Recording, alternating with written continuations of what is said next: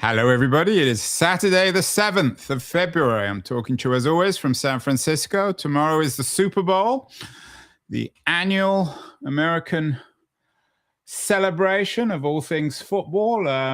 One piece in the Financial Times talks about how the NFL became America's true national pastime. It's the one thing that brings Americans together. And of course, it's taking place tomorrow in Silicon Valley, in the heart of San Jose. But as it happens, the Super Bowl is not bringing Silicon Valley together. In fact, it's dividing them. That's been the big story of the week out here. Anthropic have a big ad about the absence of advertising in their product, and Sam Altman has lashed out. Keith, I know you are a keen observer of all things ChatGPT and Anthropic. What should we make of this latest spat between Altman and Anthropic? Dario Amodei. Well, the joke on the streets here is, of course, Anthropic doesn't have ads because it doesn't have consumers. And so ads would play no role for it, whereas OpenAI has hundreds of millions of consumers, many of whom use the service for free. So ads make sense. But the more serious point underneath that pushback is to do with the content of Amodei's ads are basically fundamentally dishonest and deceitful.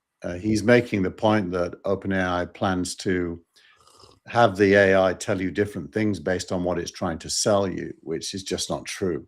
But it's when was the last time, Keith, you ever saw an honest ad? By definition, those are ads by definition are dishonest. So I don't know why we should object to that. Altman had an interesting X post. He acknowledges that the Anthropic ad is funny and it made him laugh, but he says, and it's interesting that the way he frames it, he suggests that most people can't afford Anthropic. It's too expensive. Only wealthy people use Anthropic, and therefore the OpenAI advertising model is actually suited for less well-off people. It's an old argument. It was made back in the Web 2.0 age as well. Yeah, look, I've advocated for not ads. I don't like the word ads because it conjures up exactly what Amodei is implying, but paid links. A paid link, if relevant to the context, can be a helpful thing. And I see that more and more actually in places like Instagram, where the ads are relevant to something I'm kind of interested in, and I don't object to them as much. So I think there's a smart way for Altman to be right. And I think for sure, Amodei has done, it's a good marketing move by him, don't get me wrong, but it's, and you're right, ads do lie. But it isn't like the Apple 1984 ad, which was truly symbolizing a shift and a change in Apple's position in the world. This is just childish. I mean, it's like playground stuff.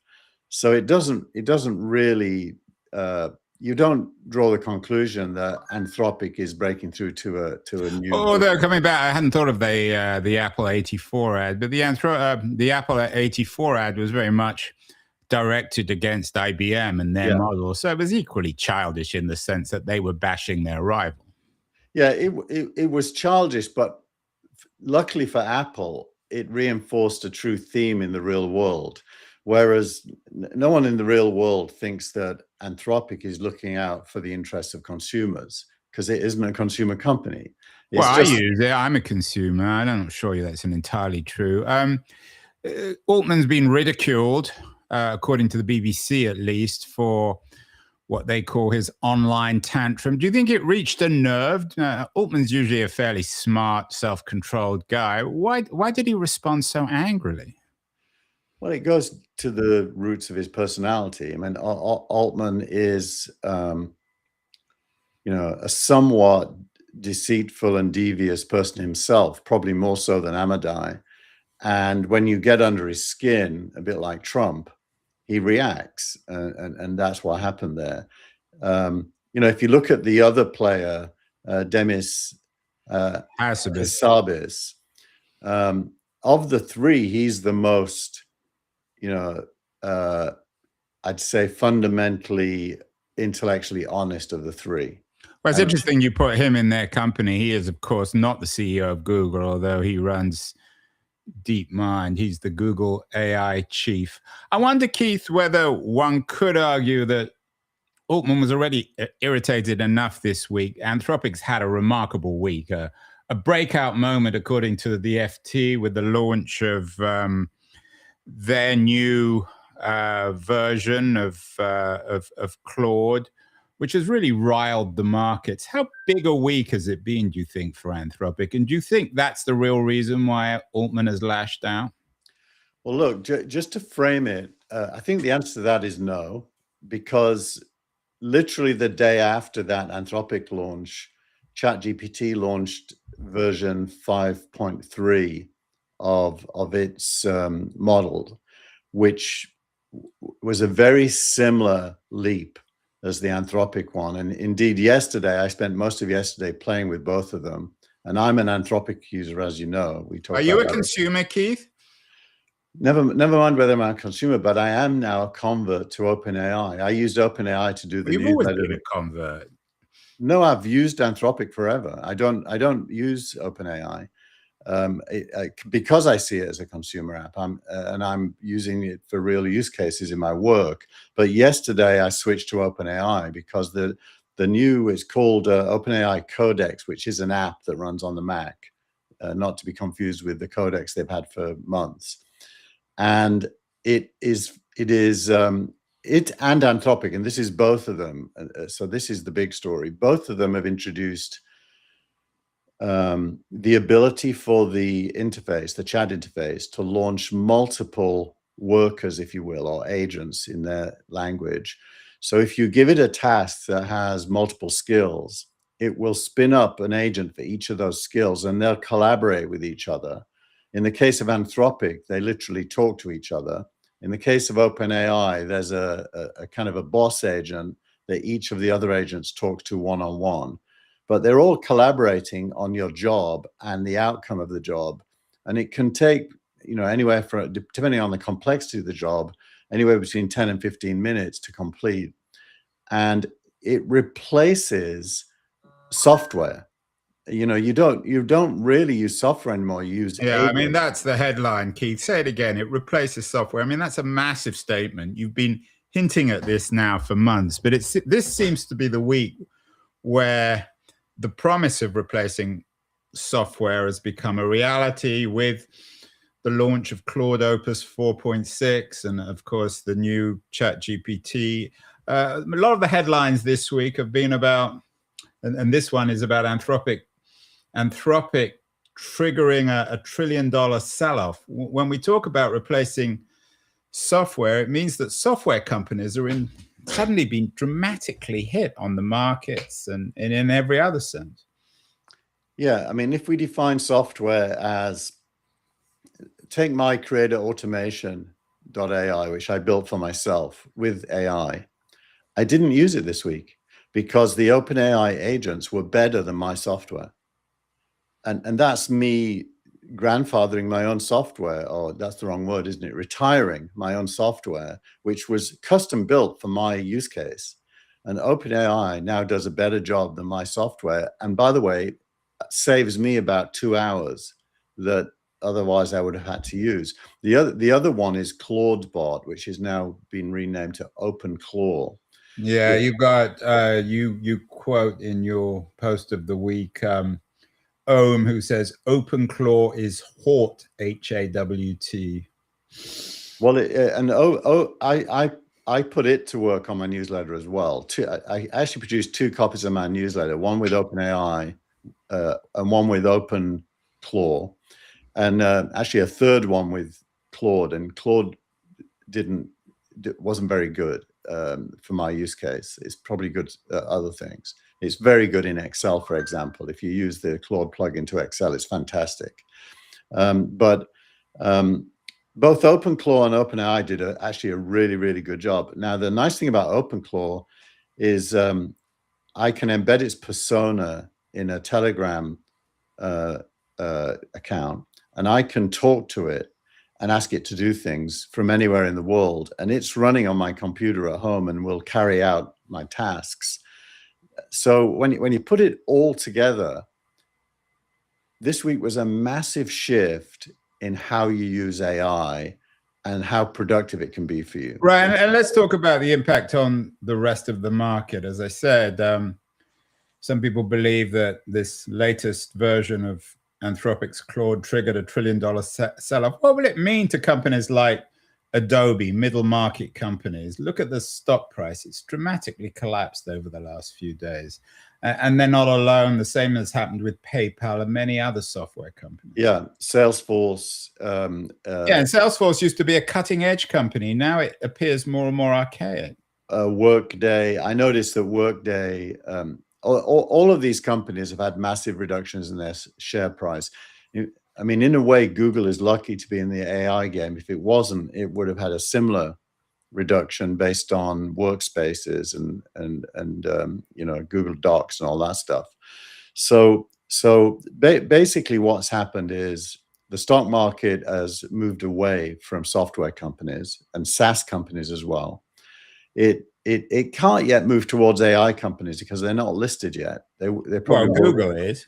Google is, but actually Google had a bit of a drop this week as well because it's a hybrid. And I don't believe it will stay a hybrid. I think it's going to go the whole way and become an AI company.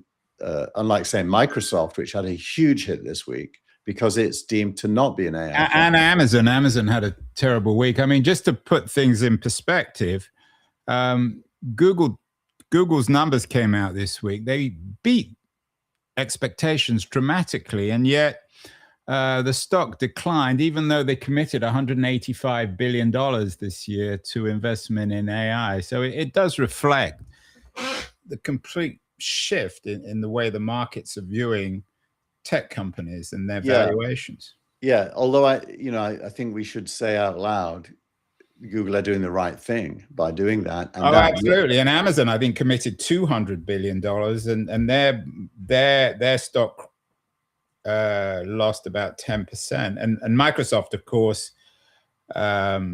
is increasingly looking, of all these tech giants, the least able to embrace AI, or at least it's become a utility in the AI world, a bit like Oracle, Microsoft. It isn't a player except at the infrastructure layer, and it will be able to charge a rent for that infrastructure through Azure, as it does to OpenAI, but it isn't going to be the company that transforms our experience. Right, and their cloud numbers are if not in crisis, certainly in decline, especially compared to Google's cloud numbers. So even on that front, they're not succeeding. The other thing to bring into this, because I think it's part of it, is the merger between SpaceX and XAI. Yeah, I was going to bring that up. I mean, Elon Musk, as regular viewers, listeners to the show know in our conversations, I'm not a big fan, but you have to admire, I mean, he thinks very clearly on this. And according to The Economist, he's betting his business empire on AI by merging XAI and SpaceX. So he's part of this dramatic week, isn't he? Yeah, I mean, I think if you measure the effectiveness of the CEOs or leaders in this space, he's the most definitive. He says, this is what's going to happen. Here's what I'm going to do. He then does it. And, in his case, it's audacious. He wants to put apparently 1 million satellites into orbit, which are effectively data centers for AI processing, using the power of the sun to fuel them. And, there's no doubting that's a huge, audacious goal. He reckons by 36 months from now, most of the power needed to run data centers in AI will be in space. We'll see. Which is interesting because Google this week came out with more initiatives about their AI energy race, investing in earthbound energy. So that's going to be an interesting story. Keith, a couple of months ago, we did a show on AI. It seems every week we do a show on AI. You argued that the AI race is a myth, and I argued that it's a bit of a wacky race. Every week there's a new leader has anything changed this week in terms of the order? We have Google, we have Microsoft, we have OpenAI, we have Anthropic, we have XAI. Has anything dramatically changed, or is it just that AI is moving ahead of the rest of the tech world? AI is moving ahead.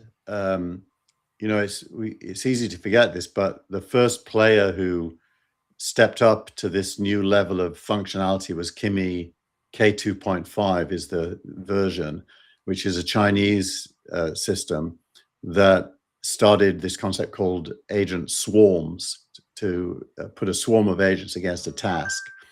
That was 3 weeks ago, I think. So the last 3 weeks have seen Kimi, OpenAI, and Anthropic leapfrog Google, actually. So Gemini now is a generation behind again, and no doubt is already working on not being. So it is like the wacky races. Every episode or every week, it seems to be a new leader. One pulls ahead, one falls behind. Is there a Dick Dastardly here? Or is it? I mean, for me, of course, it's Musk. For others, it's Altman. Some, it's Dario Amodei. Does it really depend on one's own perspective? Yeah, I vaguely watched that show when I was a kid, but I can't. I haven't got your ability to link it to what's going on, so I don't know who is Dick Dastardly in this context. The bad guy chasing down everyone else and cheating is probably Amodei, if there is one, because he's just using marketing and lying to try to look better, and when he actually isn't any better. In other words, he's as bad as everybody else. Yeah. And the focus of your editorial this week is that the CEOs are not growing up. But does that reflect, again, the reality of our AI age? However smart AI becomes, and it's becoming smarter and smarter, it's not making humans any smarter. It doesn't make Elon Musk or Sam Altman or Dario Amodei.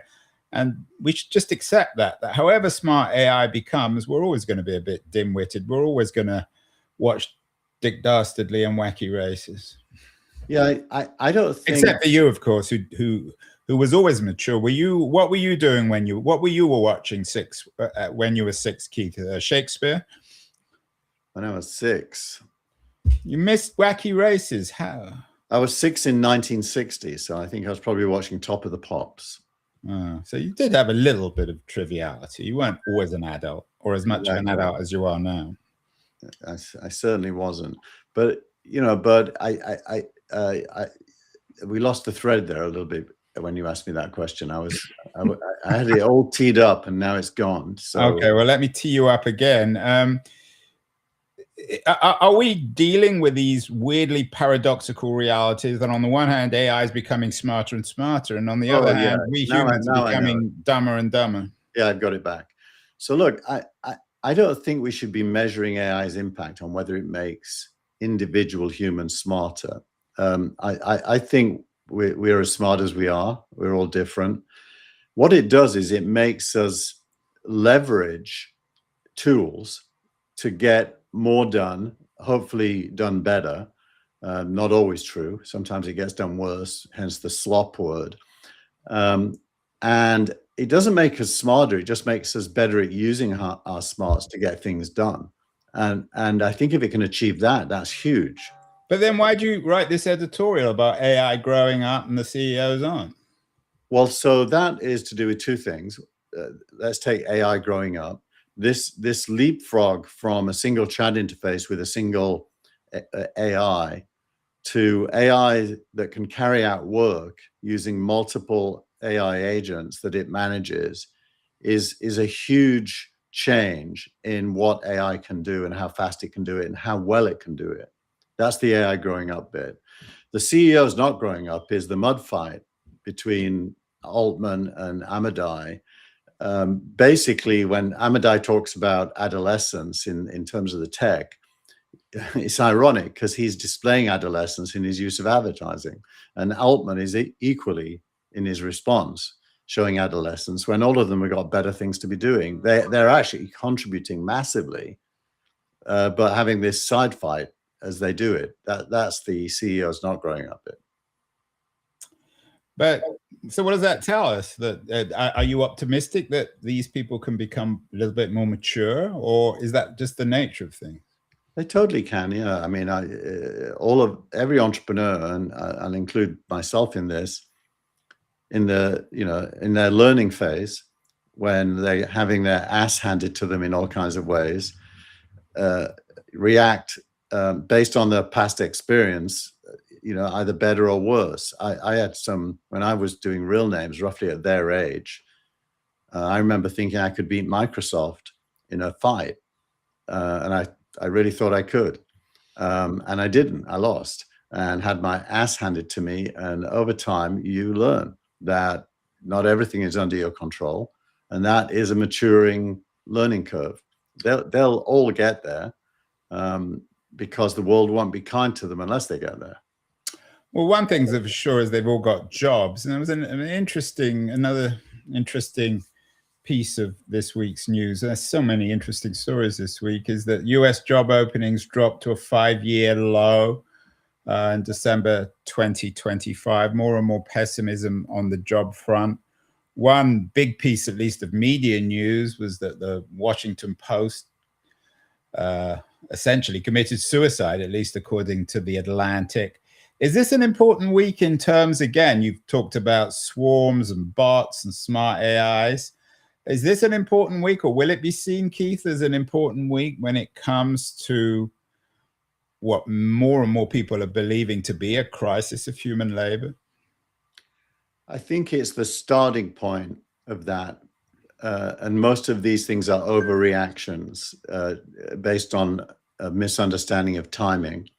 I don't think timing suggests that, anytime soon, meaning the next few months, you're going to see a huge change in the job market. So I think the answer is there's always an emotionally overreaction, and the stock market is the extreme of that because it reprices things very early once it sees a trend. So there is truth in the reactions, but timing-wise, probably an overreaction. Coming back to my favorite television program, Wacky Races, it's made up of all sorts of interesting teams. And in terms of the AI Wacky Races, I mean, obviously we think of Anthropic and OpenAI and Google, Microsoft, Amazon, XAI. But I know for you, it's a more complicated race. The VCs are also participating.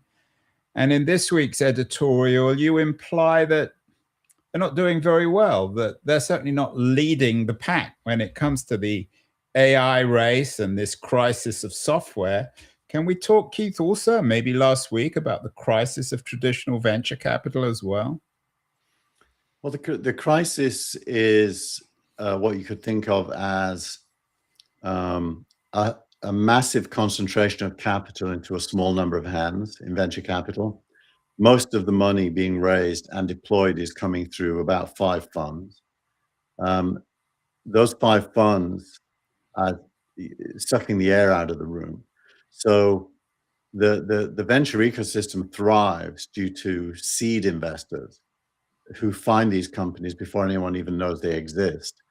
And the seed investors are being starved of oxygen, and many are threatened with being viable. And there's a lot of writing this week about that. 3 very good pieces, one from Beezer Clarkson, one from Dan Gray, and I'm blanking on who the third one is. And they all are navel-gazing about the impact of this structural shift in capital for innovation. And I think that's a reasonable concern. I do think that really, really good angels and seed investors will still thrive, but anyone in the middle is threatened. Yeah, and this is part of this crisis. It's the middle market. Companies like Adobe is in crisis. It's the 5 or 6 AI companies that are dominating everything, whether they're privately owned or publicly owned. There'll probably be 2 IPOs, Anthropic and OpenAI, this year. So what's happening with venture is a mirror and a cause, or perhaps a cause and a consequence of what's happening more broadly in tech. Is that fair? I mean, it's a winner-take-all economy in every sense, whether you're an investor, whether you're a developer, whether you're an AI company. Yeah, and there's some public companies in there as well. Palantir's results this week were spectacular. It did actually suffer a big rise and then a big drop in its share price over 2 days. You think of Anduril, who's the AI. And these are smart defense, smart military software companies. So the S&P 500 10 years from now is not going to look anything like it does today. And if you're an investor, you want to be putting money into the future S&P 500, not the current one. One company we haven't mentioned actually is Facebook. Are they a loser in this? Are they a footnote now in the wacky races? Do they even have a team in this? Well, look, they're a fantastic company. Their revenues announced last week were huge, but their stock price has not gone up because in the AI race, they're an also-ran trying to figure it out. They have a brand new team in place, building brand new platform to replace the Llama platform that they've had for the last few years. There's a big internal debate about open source versus closed source models. But with the amount of money they've got and, time is on their side, they'll probably figure it out. I think they'll be a survivor, but they're a laggard right now. You sidestepped the Washington Post question. Are you concerned that America no longer really has, it seems, a viable newspaper in its capital, especially in its rather precarious political state in February 2026? I think the Washington Post has been challenged for at least 10 years since Kathy Graham moved on from it.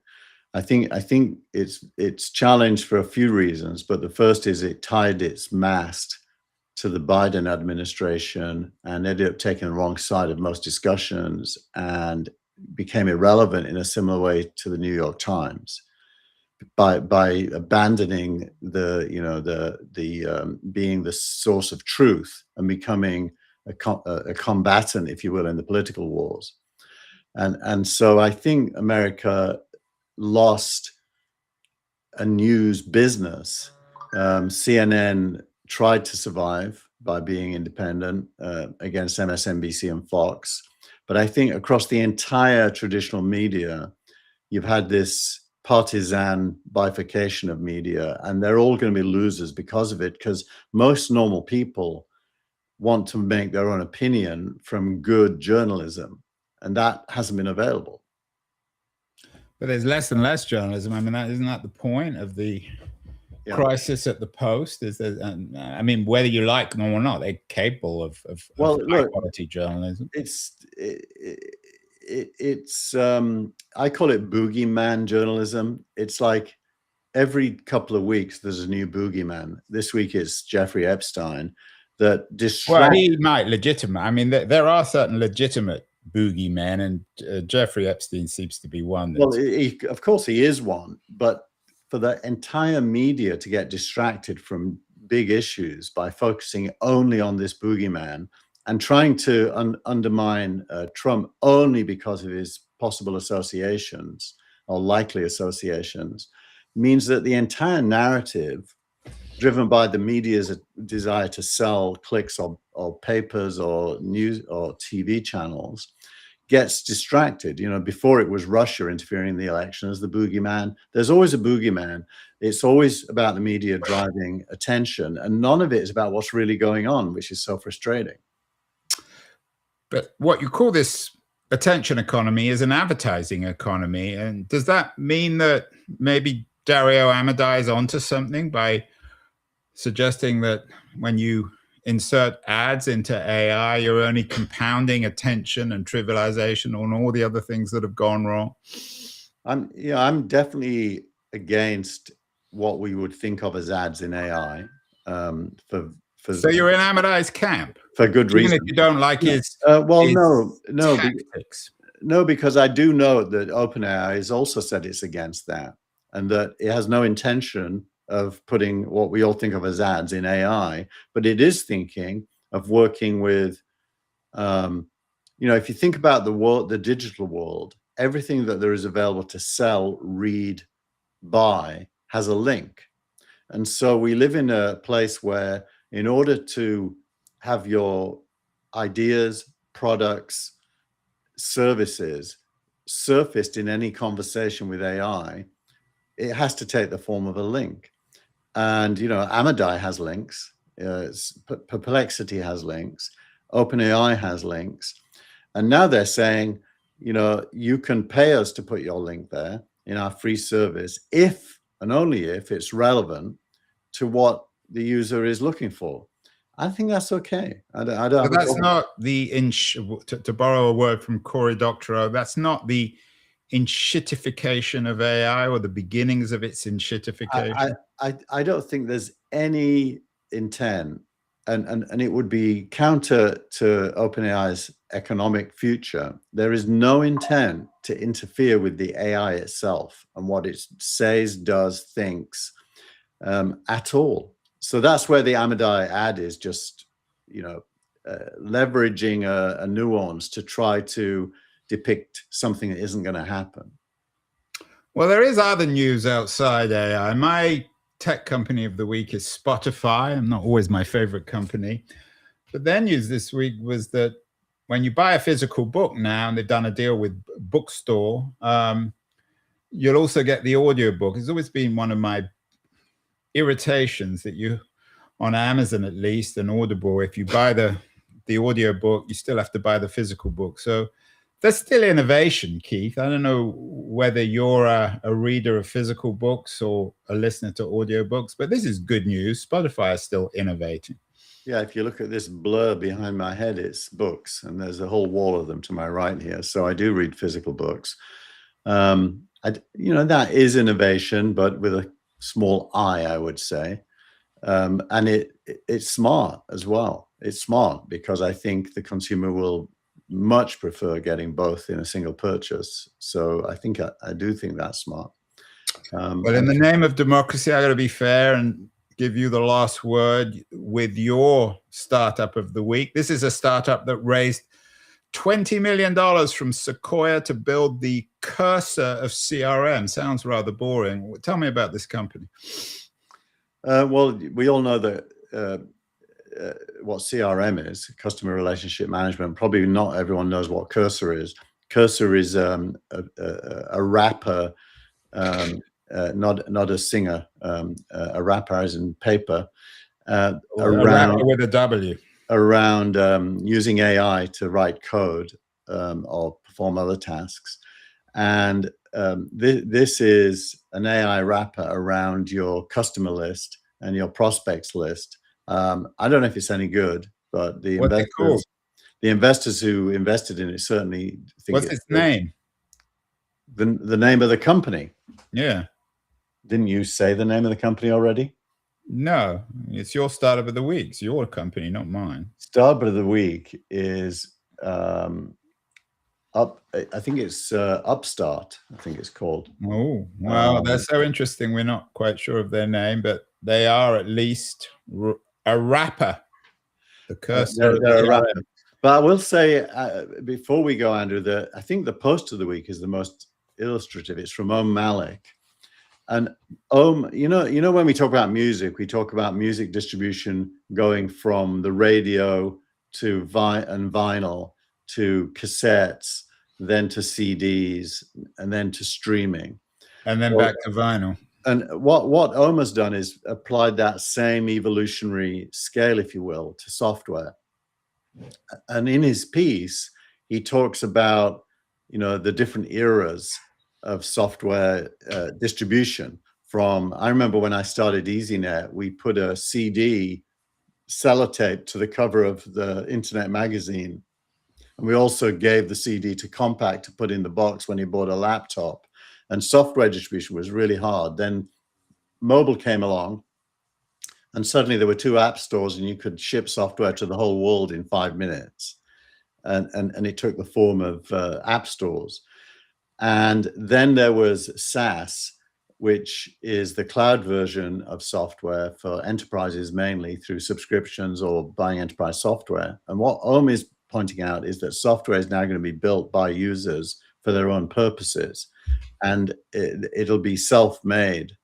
And I think his piece is very thoughtful and really good. Yeah, software then becomes free in every sense, metaphorical perhaps and otherwise, although someone's going to profit from it.